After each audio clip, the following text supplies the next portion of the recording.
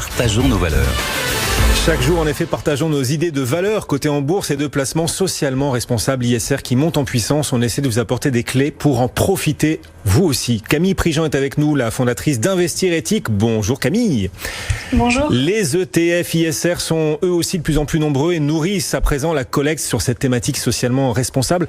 Un peu de pédagogie d'ailleurs, peut-être Camille, pour les investisseurs non avertis qui nous écoutent. On peut rappeler la promesse des ETF, leur fonctionnement, vu qu'on a de plus en plus d'ETF ISR également désormais.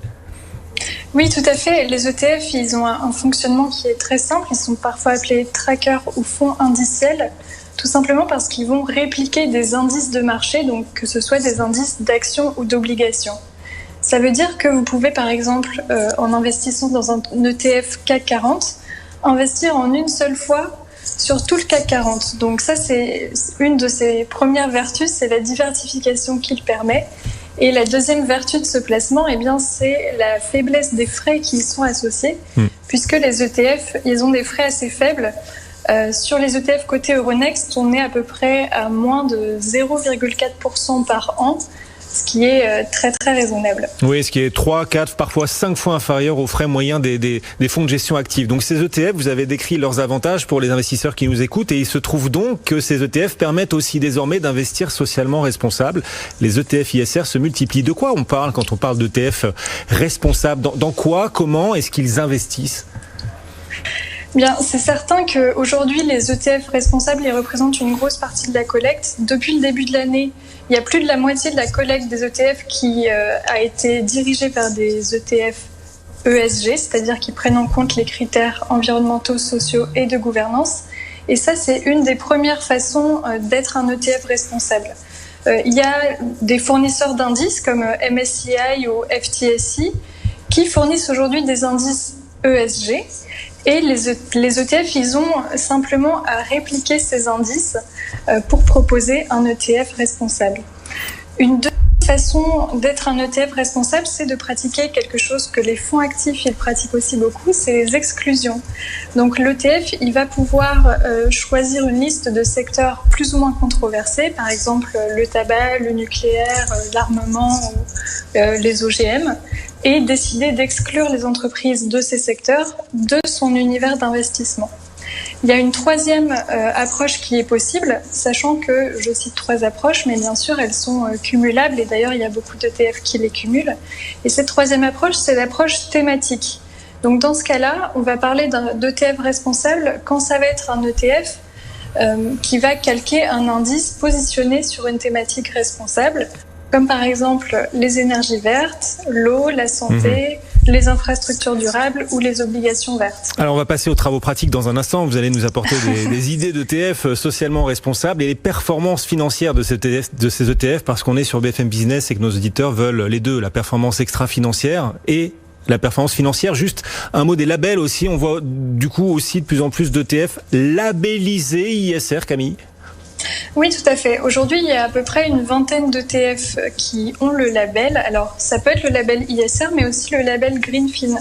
La majorité des fonds labellisés, des ETF labellisés, c'est le label ISR. Il y a par exemple BlackRock qui a labellisé toute sa gamme ESG Best in Class des ETF iShares, donc c'est la gamme ETF de BlackRock. Il y a aussi BNP Paribas qui a certains ETF labellisés ISR, Lyxor et Ociam qui est une filiale de Natixis. Et côté Greenfin, donc qui est le label vert, encore plus exigeant d'ailleurs ce label Greenfin. Ouais. Oui, c'est le top du top de l'exigence.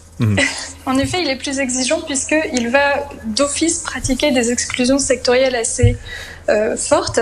Et là, il y a seulement 2 ETF qui sont labellisés Greenfin, qui sont un ETF de BlackRock et un ETF de Lyxor, encore une fois. Alors, on va continuer d'illustrer les choses et d'apporter des exemples d'ETF responsables et de leur performance financière également. Camille, pour ceux qui nous écoutent et qui nous regardent, est-ce qu'on peut apporter 1, 2, 3 exemples d'ETF, nous dire dans quoi ils investissent, pourquoi c'est responsable, est-ce que ça rapporte un peu d'argent ?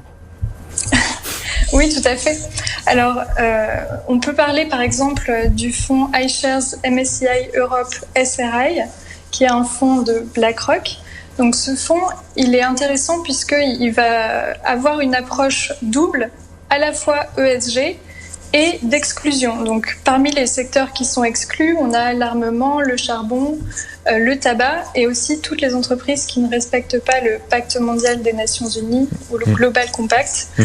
Donc là, on va parler par exemple d'entreprises qui ne respectent pas les droits humains, les droits du travail ou certaines pratiques anticorruption par exemple. En termes de performance, bien évidemment, on est à peu près à la même performance que l'indice de référence. Le year to day pour cet ETF, il est de 1,34%. Depuis le début d'année, cet ETF gagne 1,34% depuis le 1er janvier, là où le CAC 40 recule d'à peu près 10%. Voilà, c'est pour donner un exemple, c'est une illustration. Et ça, c'est une première idée d'ETF. Allez, une autre idée, parce qu'on sait nos auditeurs et téléspectateurs gourmands, Camille. Oui, et là, c'est une idée qui a une performance beaucoup plus impressionnante puisqu'on est à plus 35% year to day. Ah oui. C'est avec un ETF qui est celui de Lyxor qui s'appelle New Energy. Et là, donc, c'est un ETF thématique qui se positionne sur les énergies nouvelles. Donc là encore, il a choisi une double approche à la fois thématique et d'exclusion puisqu'il va exclure certains secteurs controversés. Et par contre, il a choisi d'inclure le nucléaire dans son portefeuille alors que c'était un secteur très peu présent dans son indice de référence. Donc il a considéré que le nucléaire, ça rentrait dans son univers d'investissement d'énergie nouvelle. Et ce fonds gagne donc 36% depuis le début de l'année, un fonds Lyxor, donc un fonds d'une maison française, Lyxor New Energy. Merci beaucoup.